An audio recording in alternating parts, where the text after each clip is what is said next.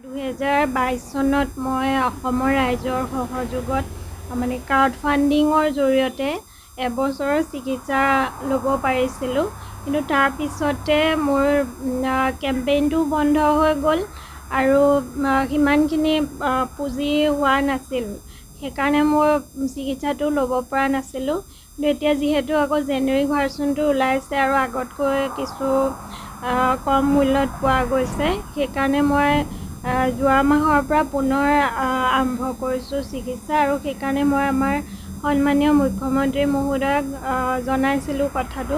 তেখেতক আনুষ্ঠানিকভাৱে মই আবেদন কৰিছিলোঁ আৰু সেই আবেদনৰ প্ৰতি সঁহাৰি জনাই তেখেতে আজি এখন চেক মোলৈ প্ৰেৰণ কৰিছে আৰু এইখিনি ধৰণেৰে মই প্ৰায় এবছৰৰ চিকিৎসা গ্ৰহণ কৰিব পাৰিম।